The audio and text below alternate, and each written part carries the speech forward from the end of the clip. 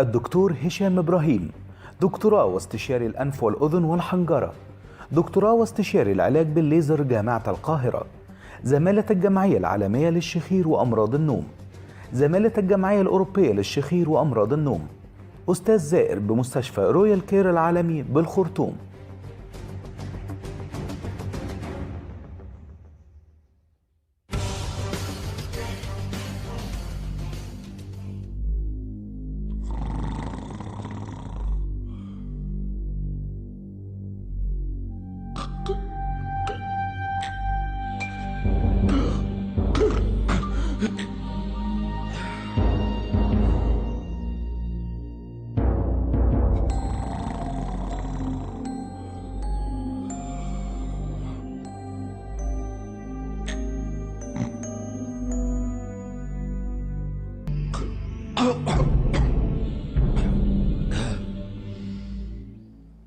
اهلا بكم. اللي احنا شفناه دلوقتي ده فيديو في منتهى الاهميه، ده اشهر فيديو لحد بيشخر على مستوى اليوتيوب، على مستوى السوشيال ميديا، مشهور قوي الفيديو ده، في منتهى الخطوره. ده اتسجل لانسان جوه الانتنسيف كير يونت، جوه العنايه المركزه.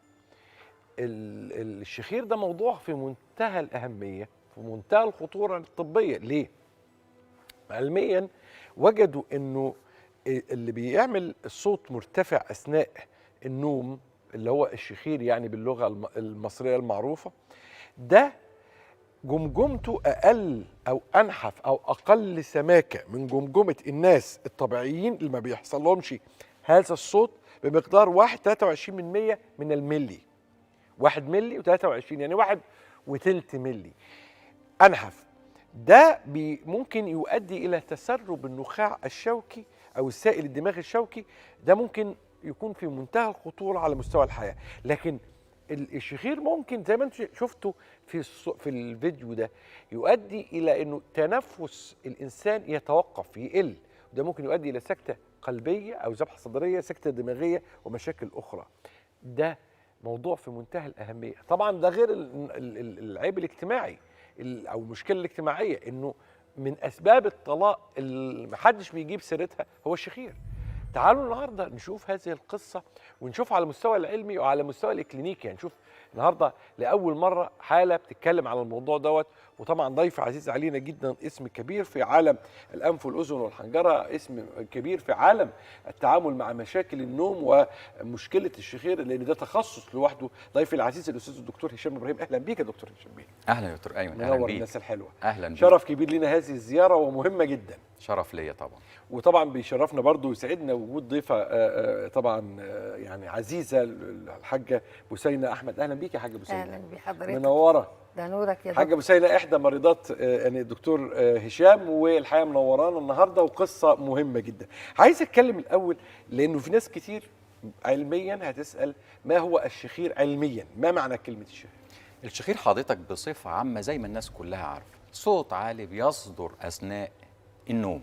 لكن هو السؤال، اي صوت عالي بيصدر اثناء النوم هو ده الشخير بنعتبره شخير وبندخله تحت علاج للشخير؟ لا طبعا. الشخير العادي اللي ممكن يحصل كل اسبوع مره، كل اسبوعين مره، حد راجع تعبان، حد سهر بالليل قوي وطلع صوته ينام، مش هو ده الحقيقه اللي بنعتبره. لكن احنا الشخير بنقسمه اسمين مهمين جدا، اللي هو بنسميه السيمبل سنورنج، اللي هو الشخير اليومي بصوت عالي. النوع الثاني وده الخطير جدا جدا جدا اللي احنا بنسميه اوبستراكتيف سليب ابنيا، وهو اللي بيصاحبه صوت عالي، بيصاحبه توقف للنفس اثناء النوم. وهو ده الحقيقه اللي احنا بندور عليه. وطبعا ده هذا لا يمنع ان احنا بندور اساسا على النوع الاولاني عشان ما نوصلش للنوع الثاني. ايه الاسباب اللي تخلي الانسان يحصل له الشخير؟ شوف حضرتك، اسباب بسيطه جدا، كل اسباب الانف والاذن، عشان ما نحصرش كلمه شخير في تخصص الشخير فقط. الانف والاذن اي سبب فيها من اول الانف بيحصل انسداد، ولاي باي سبب في مجرى التنفس من اول الانف لغايه الحنجره بيسبب الشخير.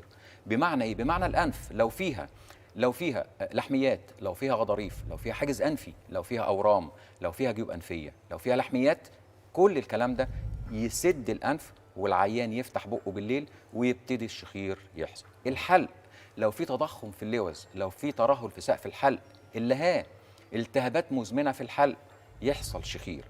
ننزلنا تحت منطقه الحنجره، الابيجلوتس او لسان المزمار او اي شيء في الحنجره، كل الاسباب دي بتسبب الشخير.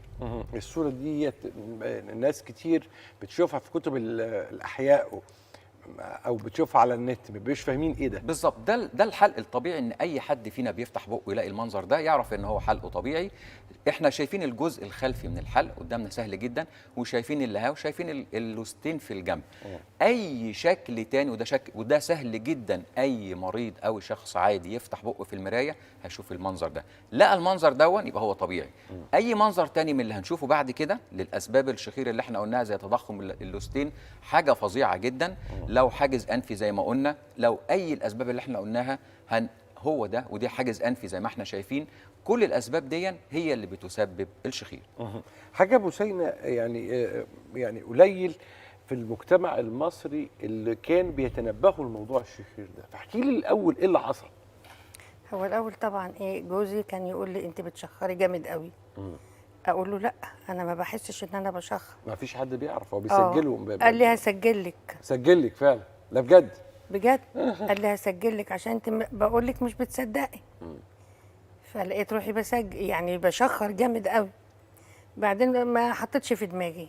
بعد كده بقى جاني اختناق، ابقى نايمه بقى يجيني اختناق بالليل واقوم اقعد مش قادره اخد نفسي.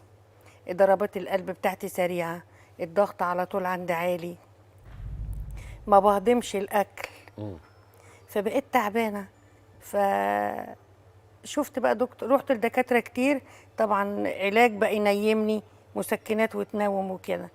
فشفت دكتور هشام، فرحت لحضرته، لقيته بيوصف الحاله بتاعتي كانه كان بيكشف عليا.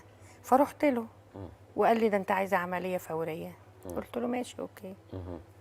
عندك كام سنه؟ قلت له عندي 66 سنه. قال لي ما انتش خايفه؟ قلت له لا. يعني سن مش صغير. ربنا يديك الصحه. ربنا يبارك لك. فطبعا الجيران واولادي وقرايبي بقى يقولوا لي انت كبيره وغلط وانت تضمني نفسك. قلت لهم بص، الضامن بتاع ربنا، اما اعيش انا كويسه يومين ابرك ما اعيش ان انا تعبانه العمر كله. عملتي العمليه، بعد العمليه ايه اللي حصل بقى؟ الحمد لله. يعني ضربات القلب خلاص. كانت عضله القلب كل ما اروح لدكتور يقول لي عضله القلب بتاعتك متضخمه. دلوقتي الحمد لله. الضغط طبعا كنت باخد 2 كونكور الصبح وبالليل، دلوقتي باخد واحده بس الحمد لله. كان مناخيري على طول باستمرار بينزف دم. ده كده ما الضغط كان يبقى عالي. احتمال قوي يكون في جيوب. وكان زوري برضو يجيب دم. الله. بعد ساعات كان يجيب دم. فاجي اتوضى الاقي دم نازل. زوري اقوم من النوم الاقيه مسدود بلغم، مليان بلغم. مش قادره اخد نفسي، كسلانه بقى طول النهار، مش قادره اعمل. الحمد لله بفضل ربنا ودكتور هشام. ايه اللي ازاي شخصنا ان دي حاله فعلا حاله شخير حقيقيه؟ شوف حضرتك، الحمد لله احنا المركز عندنا متخصص لاستقبال الحالات من داخل وخارج مصر في اسرع وقت، بحيث العيان من وهو بره بيعمل كونتاكت معايا، لو في فحوصات بيعملها، لو بيبعت لي تصوير حلقه من هو هناك، وتقريبا بيتشخص مبدئيا، وبيجي يوم ما بيجي بيتعملوا العمليه في نفس اليوم، لان الحمد لله المركز عندنا مجهز بكل الفحوصات اللازمه زي ما حضراتكم شايفين. ده جهاز راديو فريكونسي، احدث جهاز راديو فريكونسي على دي حاجه. عندنا كل اجهزه الليزر موجوده، سواء كان الجهاز السوفت ليزر اللي احنا بنستخدمه اللي حضراتكم شايفينه ده، برضه بيستخدم في حالات الفيشيال او العصب السابع. طبعا بيتشخص بالمناظير، سواء كانت الريجيد والفليكسبل. طبعا هو قاعد بيطلع التقرير بالصوره وبالتقرير. دي حاله برضه كنا بنعملها، والحقيقه النهارده جبنا في المركز احدث جهاز لعلاج الشخير واستئصال اللوز بدون نزيف، بدون الم، وفي اسرع وقت. كوبليشن، اللي هو الجهاز البلازما كوبليشن. ده الحقيقه بيشتغل على الانرجي اللي هو قدام حضراتكم، ده بيشتغل بالانرجي، بيعمل بلازما فيلد. البلازما فيلد دي بتعمل بنتريشن ديبث، يعني يا دوبك طبعا باستخدام الميه كمان حاجه تكنولوجيا حديثه جدا، بيقلل التاثير الحراري على الانسجه لدرجه كبيره جدا. يكفي انا اقول لحضرتك ان الجهاز ده بدل ما كنا بنشتغل بدرجه حراره مثلا لو بنقطع ليزر درجه حراره 500، ده بيشتغل بدرجه حراره 40.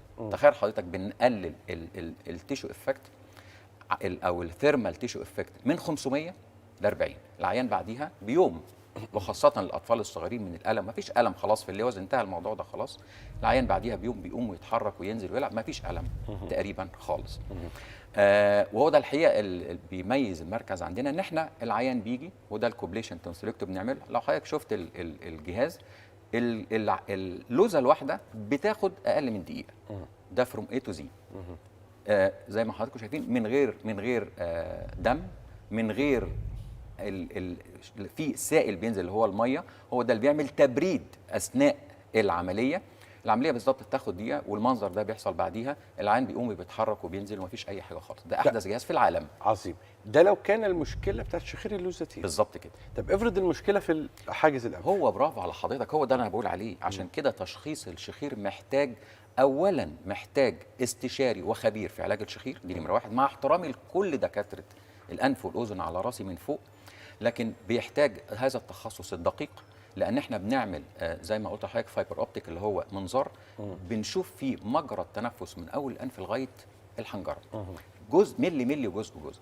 اي اوبستراكشن او اي انسداد فيه بيتعامل معاه، سواء كان بقى بنعمل عمليه. عشان كده احنا بنسمي عمليات الشخير عمليات المراحل المختلفه، مش مراحل مختلفه في 3 عمليات، لا هي عمليه واحده، ولكن ممكن في عمليه واحده بنشتغل في الانف وبنشتغل في الحلق وبنشتغل في الغضاريف الانف وبنشتغل في الحنجره، بنشتغل في كل حاجه. هي عمليه واحده في اللسان، بنشتغل في عمليه واحده، بحيث هي وان سيتنج اوبريشن. حاجه ابو زينه دلوقتي بقى يعني بتنامي من غير صوت، صح؟ الحمد لله. طب مين علق على حكايه اللي انت ما فيش صوت دلوقتي، ولا ما حدش خد باله؟ لا، معايا بنتي وبنتها الصغيره. بنام عادي. قالوا لك ما فيش اي صوت دلوقتي؟ لا لا لا لا. ما كانوا. طب لما قلت لهم، طب قبل كده ما قلتوليش ليه؟ ولا ما هم ما كانوش بقى، كان الاستاذ عايش، فما كانوش بيخشوا معايا في غرفه النوم، كان هو اللي معايا واللي بقى يقول لي. فدلوقتي بنتي وبنتها بيناموا معايا، فهم بقول لهم انا ايه الاحوال يعني بتاعتي وكده، يقولوا لا عادي يا ماما. وبعدين انا كنت بنام مش بنام على المخده عادي، كنت بنام نص نومه كده، مش بقدر انام كلي على دماغي على المخده، عشان اخاف من الاختناق. كنت عارفه ده؟ كنت عارفه ان انا كنت بقوم من النوم من الاختناق، نفسي بيتقطع ومش قادره انام، مش قادره اخد نفسي، كنت اقوم اقعد. الف سلامه. الله يسلم. ده اللي لفت نظري يعني كمان اكتر. لا الف الحمد لله على سلامتك. الله يسلم حضرتك. مبسوط اني شفتك النهارده يا حاجه. انا سعيده جدا وانا بشوفك باستمرار. الله يخليك. متشكرين. العفو. نورت يا دكتورنا. الحقيقه الدكتور هشام بيه، انت نورتنا النهارده واسعدتنا بحوار مثير ومهم للغايه عن موضوع غايب عن المجتمع المصري فهمه وعلى المجتمع العربي، واعتقد هتفرق قوي الحلقه دي مع ناس كتير قوي انهم بيفهموا يعني ايه شخير وخطورته. نورتنا يا فندم. اهلا بيك. شكرا. ضيفي العزيز الاستاذ الدكتور هشام ابراهيم، طبعا صاحب دكتوراه واستشاري الانف والاذن والحنجره واستشاري العلاج بالليزر من كليه الطب جامعه القاهره، وزماله الجمعيه العالميه للشخير وامراض النوم، وزماله الجمعيه الاوروبيه للشخير وامراض النوم، والاستاذ الزائر بمستشفى رويال كير العالمي بالخرطوم. الاسم الكبير في هذا المجال كان في واحده من اصعب واهم واخطر المواضيع الطبيه التي ربما لا يعلم عنها الكثير اي شيء. أنا في ناس النهارده وهي بتسمع الكلام ده هتقول أنا ما كنتش عارفة الكلام ده خالص، وفي ناس أساساً ما تعرفش إنها بتشخر. سهل إن هو يعرف، يسأل أي حد بينام قريب منه، لو هو بينام لوحده هيحط جهاز كاسيت جنبه ويسجل ويصحى من النوم يسمع. اتعملت في فيلم قبل كده، الاستاذ هاني رمزي عملها في فيلم قبل كده، وكان كوميدي جدا في الرياكشن بتاعه لما اكتشف ان هو بيشخر، كان اسمه محامي خل. طبعا كانت قضيه الطلاق من ضمن حيثياتها اللي هو كانت رافعه عليها ان تخيلوا بقى الشخير. ما انا عارف ان هي كانت حاجه ثانيه غير الشخير. الاولاد الشباب بيقول لي كانت حاجه ثانيه، ماشي يا عم، بس الشخير من الاسباب الخطيره جدا للطلاق. فخلي بالكم مهم قوي ان احنا نعرف العلاج، مهم ان احنا نعرف نشخص هذه الحاله مبكرا عشان ما يحصلناش لا قدر الله كارثه من كوارث هذا الشبح الخطير اللي اسمه الشخير. خليكم دايما مع الناس الحلوه. متى نعتبر ان هذا الشخص يعاني من ضعف جنسي؟ ده اول سؤال. والسؤال الثاني الضمني، اسباب الضعف الجنسي الاكثر شهره. احنا بنقول ان احنا الشخص ده غير قادر على بداية او استكمال العلاقة الجنسية بشكل مرضي ليه وللطرف الثاني او الزوجة في اكتر من 80% من مرات العلاقة الزوجية، مع بدايات يعني ادوات الفحص او الاشعاعات الجديدة او الحاجات الطبية الحديثة بدأنا نشخص الاسباب العضوية اللي ما كانتش باينة، فرفعت نسبة الاسباب العضوية الى 50%، و50% الاسباب النفسية. الضعف الجنسي يبقى مشكله كبيره جدا اذا لم تحل، ومشكله تنتهي وتختفي اذا ذهبنا للمتخصص واوجدنا الحل.